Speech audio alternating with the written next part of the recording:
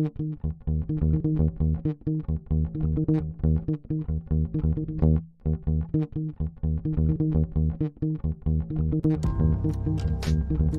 October 2019, Arlington, Texas was chosen to be the home of a new national museum, unlike any other. The National Medal of Honor Museum will be a unique home of military history. The 100,000 square foot museum will house exhibits, archives, and artifacts relating to the 3,500 U.S. troops who have been awarded the medal, the nation's highest honor for valor in combat. The museum will have 31,000 square feet of galleries dedicated to U.S. troops who have received the award. The museum CEO, former Navy SEAL and NASA astronaut Chris Cassidy, said the museum will focus on education as much as preservation. The building will have 5 areas dedicated to Medal of Honor winners from the Army, Marine Corps, Navy, Air Force, and Coast Guard.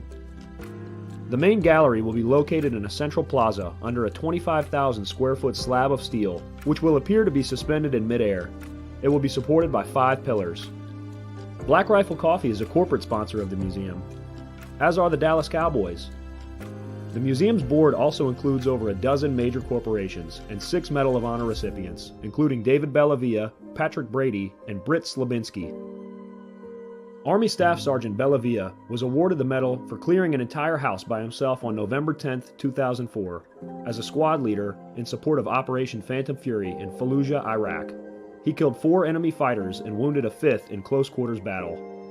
Army Major General Brady flew and coordinated the evacuation of 51 seriously wounded men during a firefight in Vietnam in January 1968. Slabinski, a Navy SEAL chief and team leader, led a rescue team of SEALs during Operation Anaconda in Afghanistan in March 2002. Slabinski and his team flew to a mountaintop ambush site to rescue Petty Officer First Class Neil Roberts, who had fallen from the back of a helicopter. Slabinski led the team through almost constant combat against an entrenched Taliban force. Along with the board members, former presidents Jimmy Carter, Bill Clinton, George W. Bush, and Barack Obama serve as honorary directors. The museum is expected to open to the public in late 2024.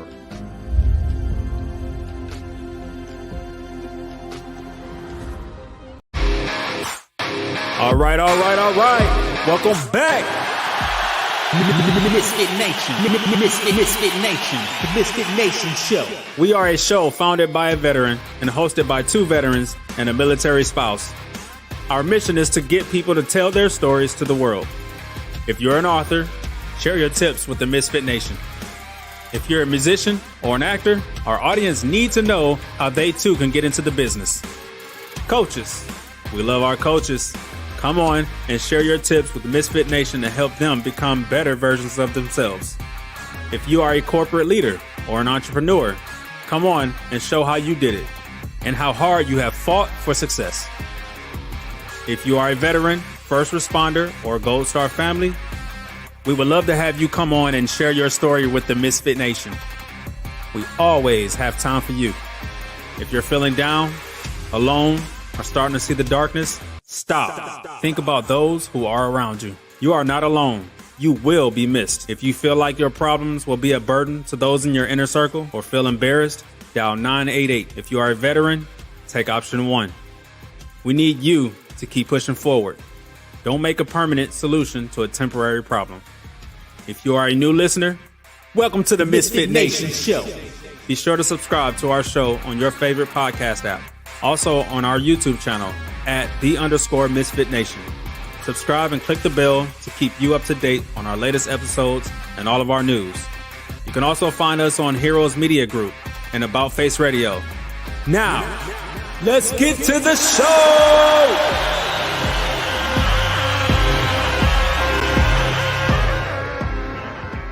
All right. Welcome back to this great Thursday after dinner show. We have a good one tonight. Thank you, Adam Baum, for setting us free on About Face Radio tonight with classic rock. Our next guest is a retired United States Air Force Command Chief Master Sergeant. Over 30 years of service to our country. He holds a bachelor's degree in registered nursing, specializing in emergency medicine, and a master's degree in disaster emergency management. He is a Bronze Star Combat Decorated Medic and the recipient of the Legion of Merit, our nation's 6th highest military decoration. He operated in Saudi Arabia, Somalia, South America, Iraq, Korea, Japan, and Hungary. He grew up in rural Northern California in a dairy farming family. Left home at 19 to join the Air Force and was ascended through the ranks to culminate as the senior enlisted leader for all nuclear missile forces in the United States.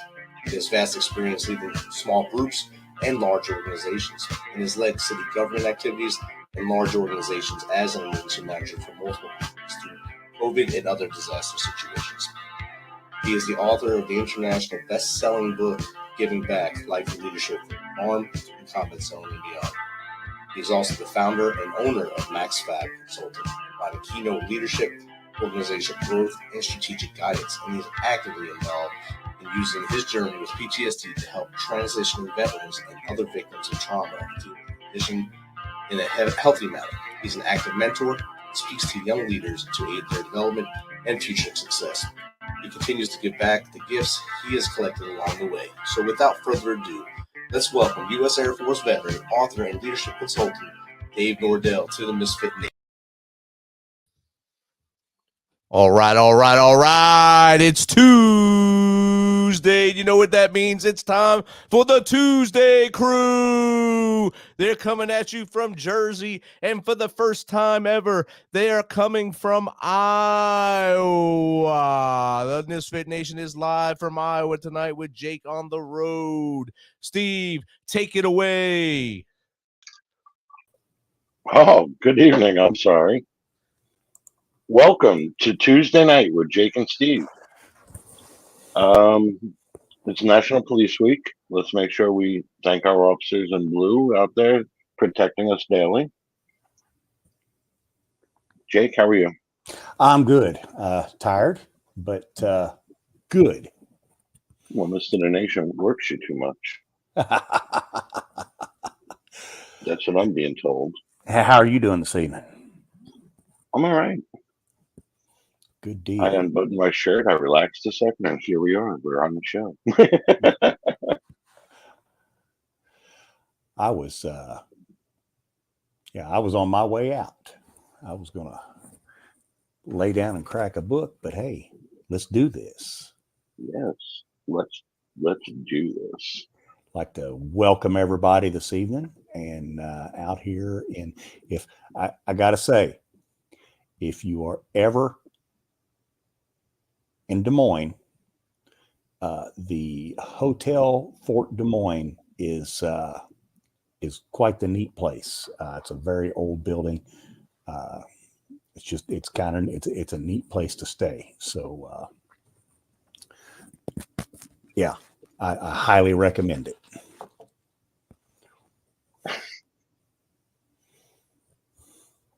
It looks like someone just walked away. We have Brandon Steiner on tonight. He, aside from speaking to audience, Steiner is the permanent fixture of ESPN Radio, working with, I believe, the Yankees. He's in the collectibles. He's an entrepreneur, and we're waiting for him to come back to the room. Okay. Well, as soon as he gets back, we'll kick this thing off. Yes, sir. What's up, Mr. Willis?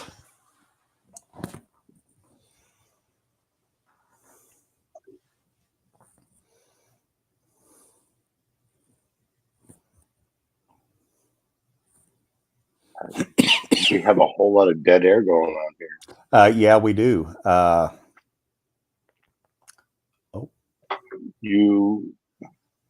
You were talking last night about losing somebody from EOD. Yes, we did. Lost a young lieutenant platoon leader down at, they were doing a training operation in Fort Johnson in Louisiana, and he got killed in training down there. Don't know any details yet, but just like to send out our condolences to his family and his platoon and company. He was out of the 71st Ordnance Group at Fort Carson. Terrible thing. Yes, it Every was. day we seem to see more and more of this going on, so it's really just depressing.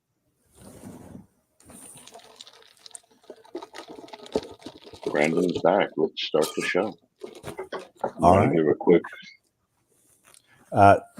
No, I will just, without any further ado, we'll pop him on here and get this thing going. All right. Good evening. Welcome, Brandon. Good evening. What's up, guys? Not How are much. you? It's a big sports night, man. Oh, yes, it is. I got Rangers. Yeah, we got everybody playing tonight. there's no Rangers. That was last night's debacle. Oh, that was last night? Sorry. Tonight will be the shots on 7th Avenue as the Knicks get blown out. It's no shot they're going to win this game. They're already down. They're already down 5, but everybody's waiting for Caitlin Clark to light it up. She's going to stink it up. She's got no shot to play well tonight. There's no way they're going to let that happen. I was listening to the radio today, and it said I was listening to a radio station out of Indianapolis, and they said the best way to figure out who Caitlin Clark is on the floor is just pick the one that's being double teamed when Indiana has the ball. They're not even double teaming her. She's just scored her first 2 points in the middle of the second quarter, and she's going to drop about 10 or 12. The over for her tonight was 21, and that was a no-brainer to take the under on that. She's 1 for 5, and I think she actually missed a 6th shot, but who's counting? And they're just not going to let her. They're just going to let her do anything. She's young. She had her way in the Big Ten. It's not really necessarily the best league, even in college. And she's 22, playing against a lot of younger kids. She's a really good player, but she's got a lot of work to do if she's going to be good in this league. And part of it is making sure she's on a good team. And Yes. I think Sabrina Ionescu learned that. I mean, here we are. We're talking about the WNBA, so I guess that's a good thing. But I just don't see her being the show. I mean, they really built her up. ESPN is some propaganda boy. They love to build up the stuff that they can make money on. They get you right in. That's the whole thing. They're not making money on it right now, so they have to build it up. They got to do whatever they can to build up their show. They're the show. But there people are going to realize that this is a very average basketball game that, you need to go one channel up to TNT and watch the Knicks. That's not going to go well for them either. But there was a good run the Knicks had. And all my friends you're the double downer. I'm like, no, I'm not. I just am not going to go and eat all the chocolate. I'll take a bite. I'll enjoy a little bit of it, but I don't have to eat the whole chocolate bar. For God's sakes. I mean, this Knicks team never had the depth. And then one injury away, and then, they're falling apart like a sandcastle on a windy, rainy day. I mean, it's just not meant to be. But I love sports, and this is what it's all about. And, love the hype. I'm making a fortune of, I've made a lot of money over the years on the hype. There's nothing like hot market. There's nothing like, just outstanding things happen. And Caitlin Clark was outstanding for the last couple of years in college, and people bought into that, which is great. Takes your mind off some of the insanity that's going on around the world. But anyway, I don't mean to control your show. Whatever you guys want to talk about, man, I'm like an open book, man. I got my 5 TVs going here. I'm good. Was reading your sheet, sports memorabilia. What's the hottest thing going? Well, it's interesting now. What happened is during the virus, a lot of people got in the game and really widened the trading card market. Unfortunately, it's a little wobbly. It definitely isn't. The market is definitely not as high as it was, but a lot of people are trading cards. A lot of people are trading game used stuff. There's a lot of action. People believe that over the course of time, that stuff will be worth a lot of money. I think the most important thing in the collectible market is that, there were just a lot of people collecting a lot of things. Mm-hmm. Today I was talking to a guy who's got every Hall of Fame basketball player a game-used jersey. There's just a lot of people collecting a lot of things. I think they get a lot of enjoyment out of it. It kind of helps you decorate your house. People feel confident that maybe that stuff will go up in value. On my collectible exchange, the new platform I create, I'm not at Steiner anymore. Anyone listening, they know me from Steiner Sports, but I'm at Collectible Exchange. I have 10 times the amount of product on Collectible Exchange that I ever did at Steiner. And it's an open marketplace where anybody can go on there, put stuff up, and it's blowing up because there is a lot of stuff out there. And there's a lot of great collectors out there that are a lot more creative than I ever was. I always thought I was a really creative collectible guy that did a lot of cool things. But then I'm looking at people all over the country that just amazing, what they've done and what people were collecting, what they were saving. So, and there's a lot more out there, there's a lot of closet collectors. And I'm trying to get underneath of that, where there's a lot of kids, ball players, coaches that collect a lot of stuff. And now they're starting to come forward. And we're starting to find their stuff. So there's a lot of stuff to come. There's a lot of stuff out there if you're a collector. And the trading card business is something you got to be careful of. There's a lot of manipulation. There's a lot of over a hype. But I don't mind that with adults. I don't really care if I get ripped off. I just don't want 12-year-old little Johnny and Sue to get ripped off, And the Now, other is it positive just thing sports you're doing? Collectibles? mostly sports, but a lot of comics, trading cards, entertainment. And what I love about the business, by the way, just one more footnote, is I can't believe how many women are collecting. I mean, women are entrenched in sports, and they're knowledgeable. They're collecting. They're as fanatical as men ever were. And if you go to a game, which I often do, and you walk around a stadium or a field house, it's always like 50-50. Mm-hmm. I mean, I'm 35 years in the business, man. I remember going to games and maybe you'd see a couple of women. And now, and it's not the women are there with men either. They're there on their own with their friends. They know more stuff about sports than even men do. And it's made it really interesting to go to a game. There's a lot going on. So it's nice to have the women involved. And certainly the soccer and the basketball and the volleyball and the softball has helped. Because it's definitely more popular now than ever. On that note, I try to watch quite a bit of hockey and baseball, and what you said, there are a lot of women at those games. Yeah. And also now you got the women hockey. I'm interested to see how that goes. I really almost bought a WNBA team 5 years ago. I'm still kind of glad I did. They're you got to have a lot of money. They're still losing propositions, but they're showing some promise. The TV revenue is going up. A couple new franchises popping up, so that's cool. I mean, I'm happy. I think the women's game is worth watching and investing in, so I'm excited for that. I've been into it for a long time. It's finally nice to see it all kind of sprout up. Yeah, I'm interested to see once it kind of takes off a little bit how the salaries will go up a little bit. Because I always say, as my mother would say, you can't fall off the floor. no, These women, I mean, with the exception of a couple of women on a team, most of them are not making a whole lot of money.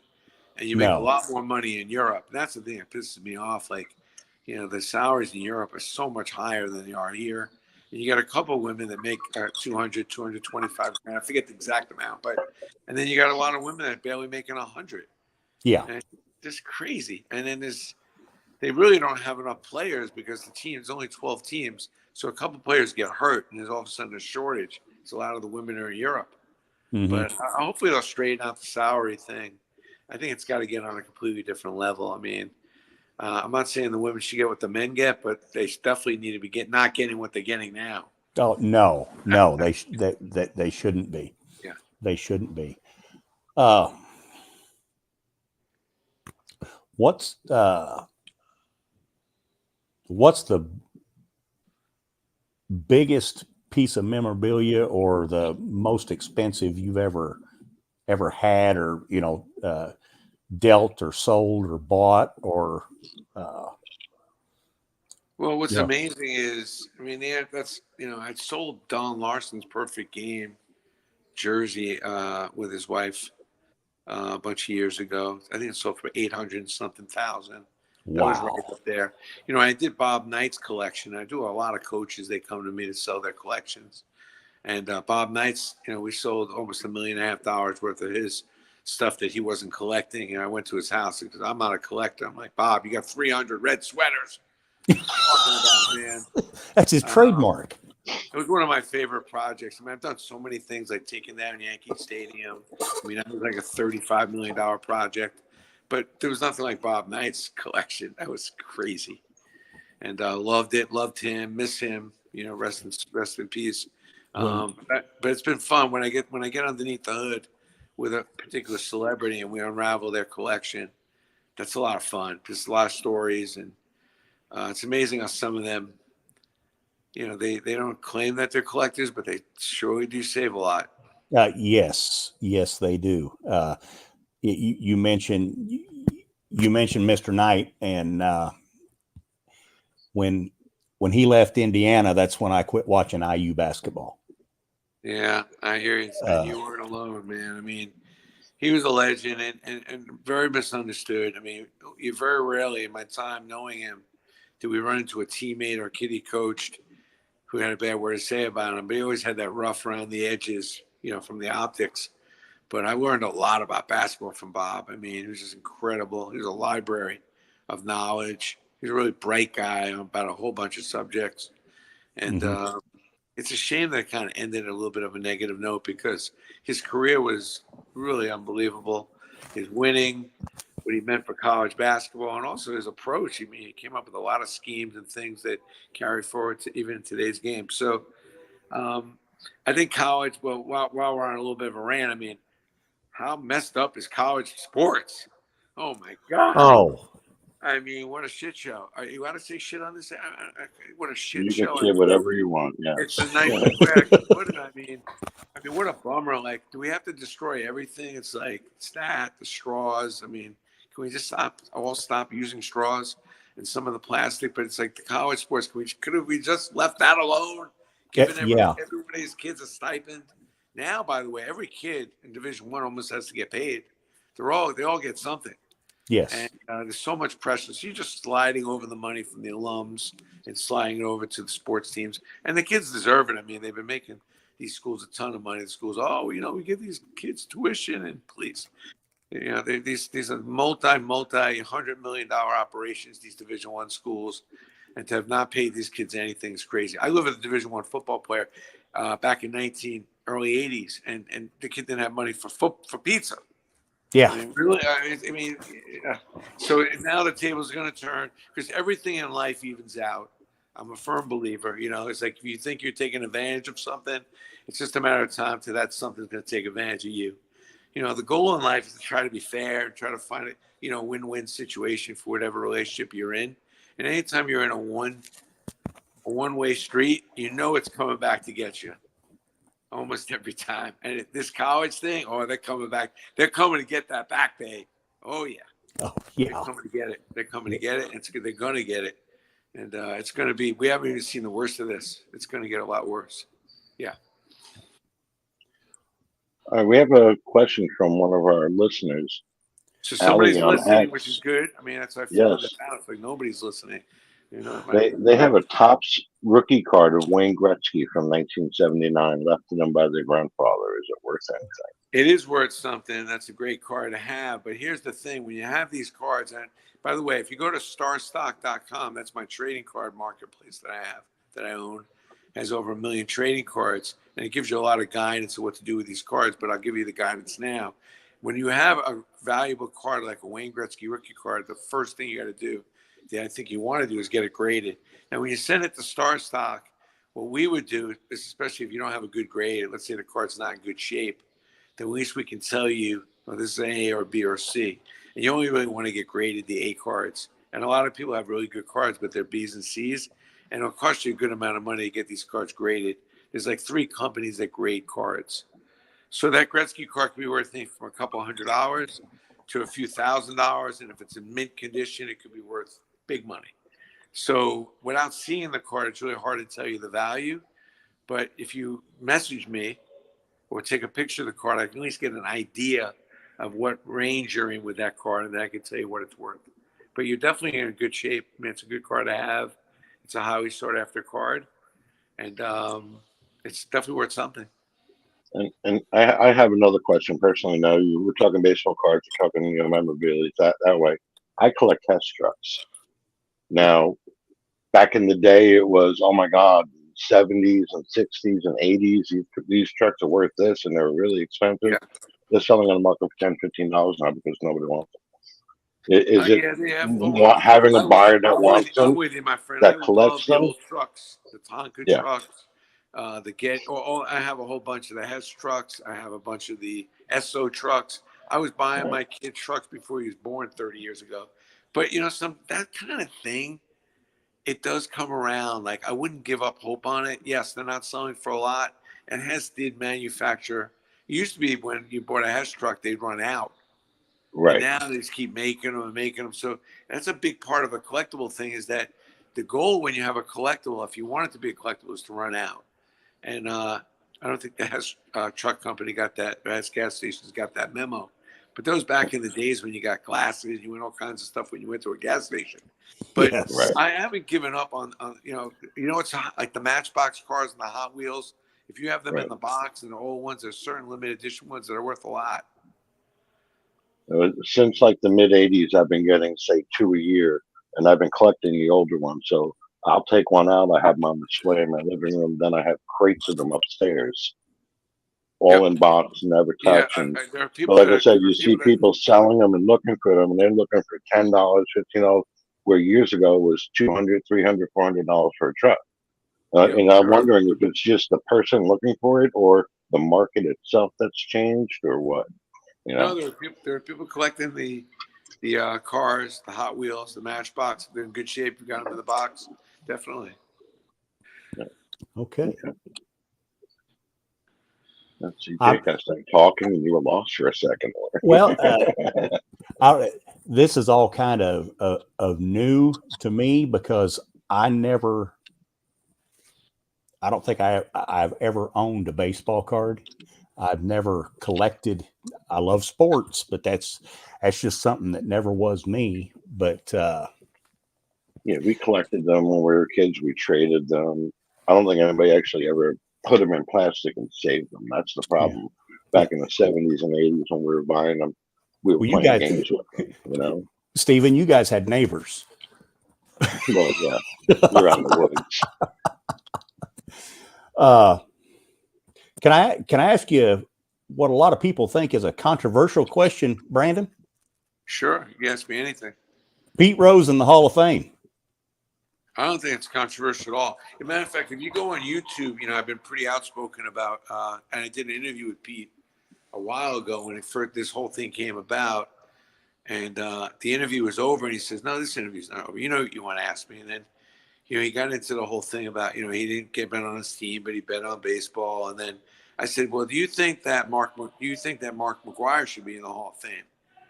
He says, "Well, it depends on if he was cheating or not." I said, "Well, let's say he was cheating." He goes, "Well, he shouldn't get in." And I said, "Well, why should you get in?"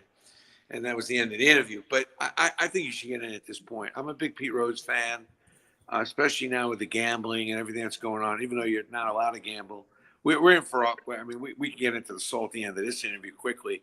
There's going to be a lot of problems with the gambling. I'm very anti-gambling and all this pushing the gambling in your face on every broadcast you get.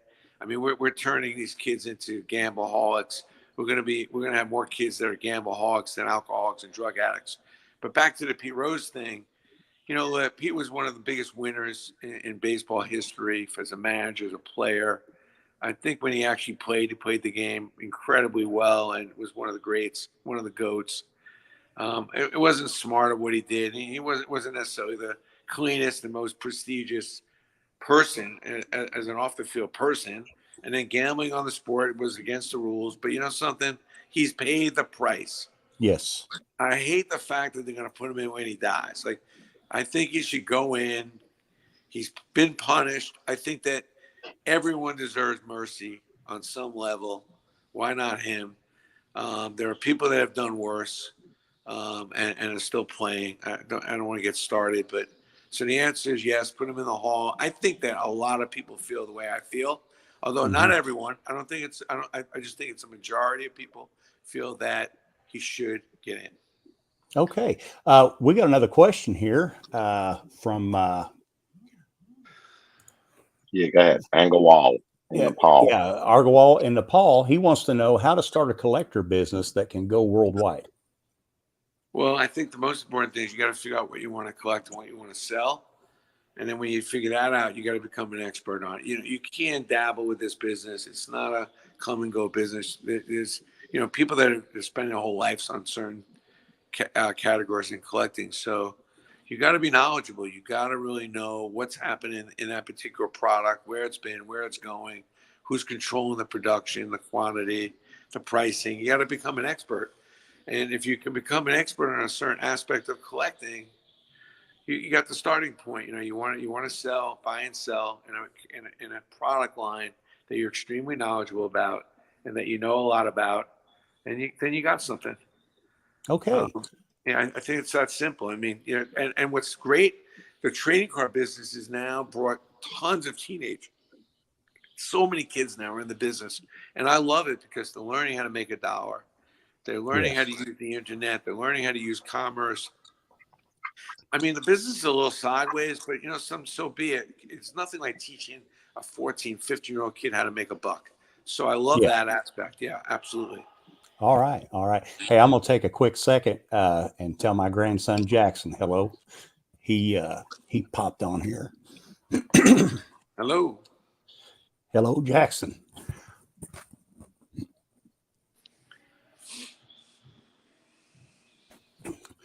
Oh, so you going to venture into anything else? Right now, I just formed a partnership with eBay. My marketplace is blowing up. My trading card marketplace, which I was always a card collector, but I wasn't an expert. I wasn't really in the trading card. So I'm getting in that business. I'm learning it. Kind of what I was saying before when you asked me about the trading cards. People don't realize, but the highest level of entrepreneurism is not with kids. It's between the age of 55 and 65. That's where the most amount of businesses start.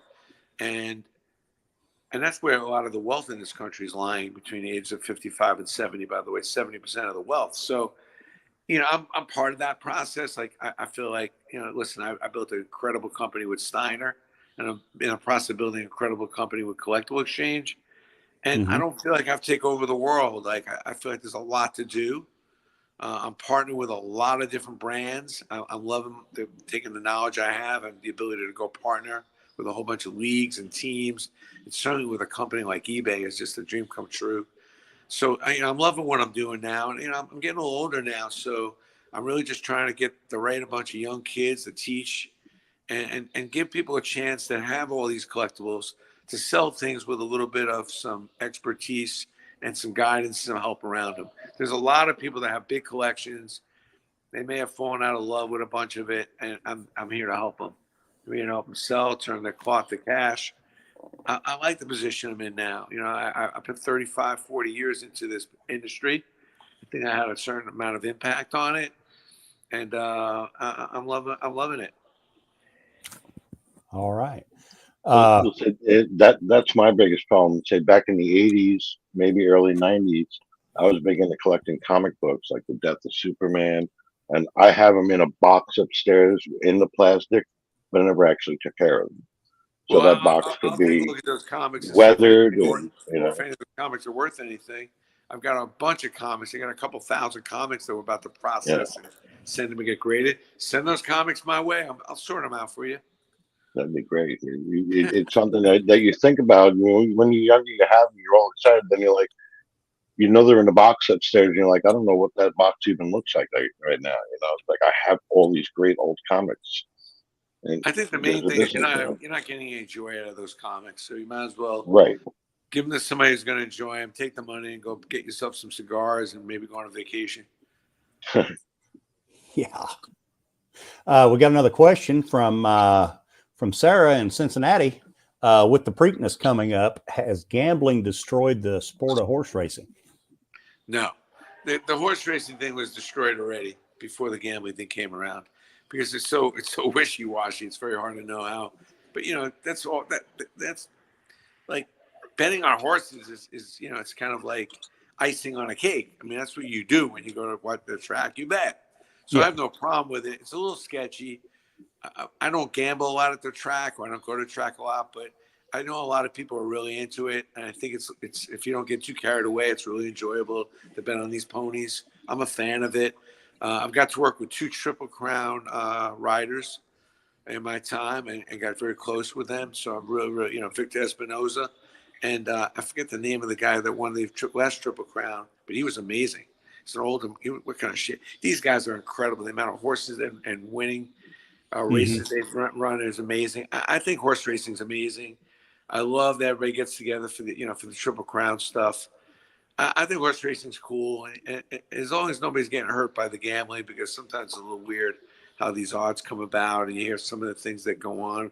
But everything's always got a little bit of a stone thrown at it. But I'm a big horse racing fan. I like it, and I think it's fun stuff. All right.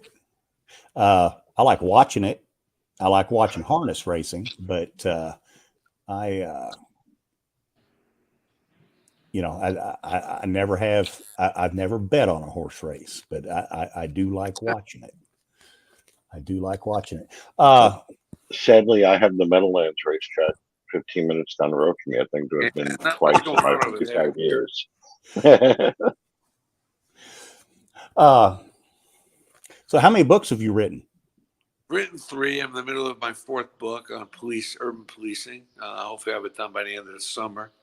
But most of my books are about entrepreneurism and sales and leadership and stuff like that. That's what I speak on around the country. And, I'm half illiterate, so I just kind of laugh about the fact that, I've only read 3 books.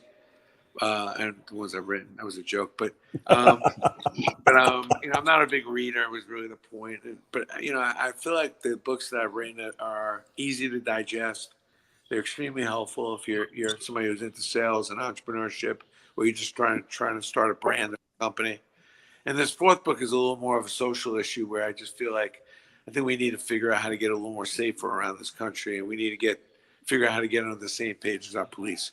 So I went out and I've been, riding along in a lot of police cars in some really bad neighborhoods, along with a whole bunch of other stuff around New York, and just trying to understand how it all works, and trying to understand what the people in some of these neighborhoods need, so they can be, they'll let the police do what they're supposed to do, and we can put the bad guys away.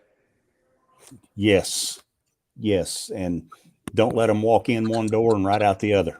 Yeah, it's a problem. I didn't know New York had that area. They've been arrested 20, 30 times. It's crazy. Yes. But the book is going to be very eye-opening. The NYPD has been extremely generous. They've given me behind the scenes and a lot of access.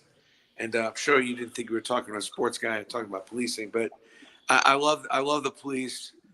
Although I love the people in these communities that I wish I could help more too. And I feel like that maybe this book can get the conversation going. Okay, looking forward to it coming out.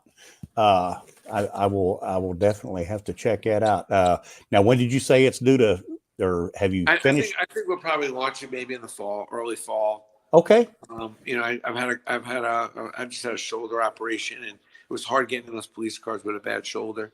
So I think I'm trying to get back into it again now, and I'm almost done. I'm about 3/4 done. I'll be done probably by the summer, and then by the time we get everything together, maybe September, October. Okay. You see, every time I'm putting a police car, I push my head down to make sure I get into it right. I don't have to worry about my shoulders. We got questions coming in.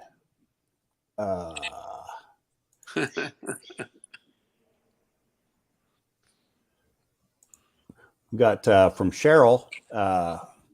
You have a lot of sports knowledge. Did you play any sports? And if so, what was your favorite? Well, I'm one of those guys that, nothing happened to me. I was just a mediocre talent. I love sports, played sports, but nothing on any level that I wasn't like, oh, I hurt my knee, I threw my arm out. I wish I had that excuse, and that would just take me off the hook. But I love basketball. Matter of fact, I have an indoor basketball court at my house, and I play a lot of basketball when I can. I speak to a lot of basketball teams and do a lot of speaking with them. I like to watch a lot of basketball, including women's and men's basketball. Love the sport, love the game. Wish I was about 5, 6, 7 inches tall. It would have helped. When I do go up to the white pearl gates, I'm going to ask the good Lord why he couldn't give me a little more height. And I don't know, maybe the good Lord has an answer for that, but I'm pretty happy. I'm pretty blessed. And I love that I'm still playing at 65. So I've been really lucky. Good deal. Good. I have a question. You said you were riding along with the police. Now, is it as they show on TV or on shows, riding along where you don't actually do anything, sit in the car and they just like tour the town, or did you actually go on calls? Oh, no, I go on the calls. No, I go on the calls and I get out of the calls. That's what I was wondering. To the buildings. I go into the robberies. I'm out of my mind. When you read this book, you're like, I cannot believe this guy did this. I thought I was going to be sitting in the cars, and then I started going on the cars, like, let's go. That's why I had to ask. I watch enough TV to see all those cop shows. Like, oh, right along. They just, cruise around. They don't answer any calls. I'm like, did he actually go on a call? Did they actually do anything real life? No, I really do go on the calls. I really do. That's pretty cool. And, I've been on shootings, robberies, been scared shit. I mean, I'm not going to lie, man. Some of the calls and some of the things I've done, it's very dangerous. And I'm going to try to elaborate in the book. And these are all my choice. So I'm not complaining. I'm just explaining. But right, it's and my wife was not happy about this book and not happy about this process. Got a question here. Pretty much hands-on. So. Got a question here from Walt. He says he has the first 2 complete series of G.I. Joes sealed in plastic at his grandma's house. Got an idea of what kind of range that they would sell at? First of all, I love that. And it's funny. I do another show and somebody called me with some of that as well, which is, I definitely have no idea what they're worth, but I definitely am interested in selling it and putting it up on my site. I'm not sure how big that set is, but if you take a picture and email that to me, which if you guys can send an email to or message this person my email address, I'd be more than happy to give you a valuation on it and help you sell it. There's no joy in that, if that's sitting in your closet, but I don't have the value on that. You got me on that. I'm not. My question to Walt would be, what's that? Is it G.I. Joe figures or is it G.I. Joe comic books? That's what my question would be. Because no, I thought it was the G.I. Joe sets, the actual Army man stuff. It says 2 complete series of G.I. Joes. I don't know if it's a series of comic books or actually figures and stuff. Because I've seen those little G.I. Joe Jeeps go for a couple of $1,000, old 80s and 70s. So yeah. Well, hey, Brandon, it has been great talking with you.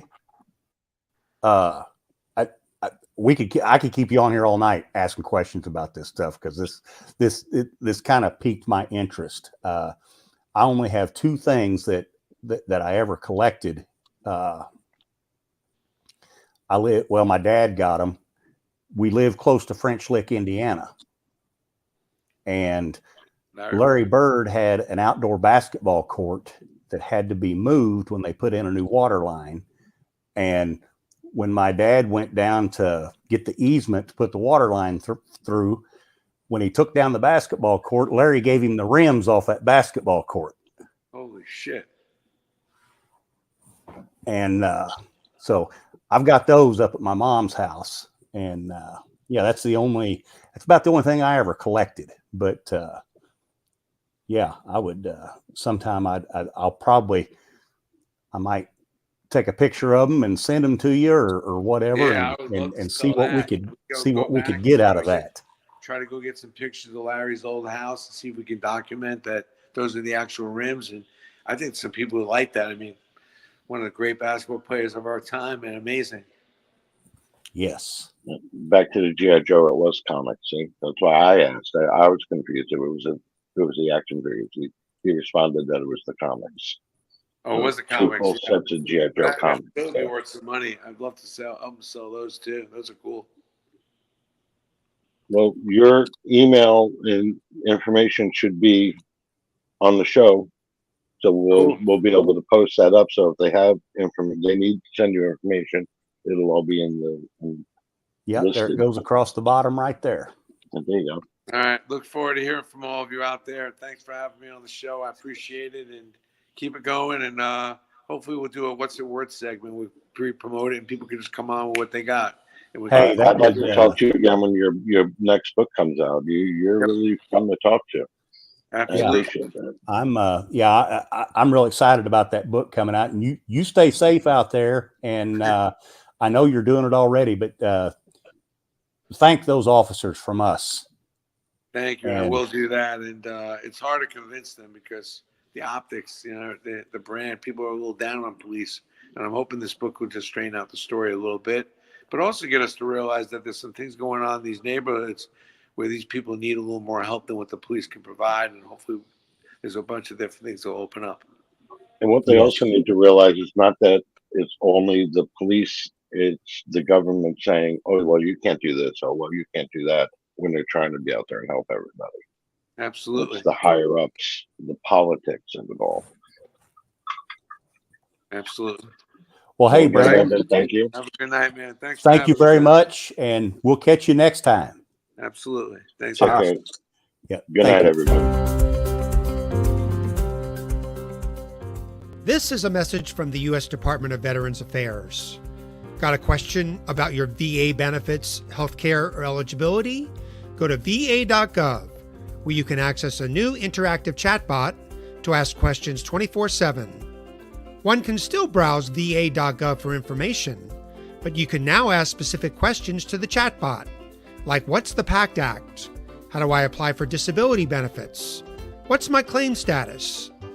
You can access the new feature through va.gov's Contact Us page. Then click on the Start Chat button. The chatbot will continue to improve veterans' access to information about the benefits and services they've earned. This is one way VA is offering seamless and secure access to its online resources.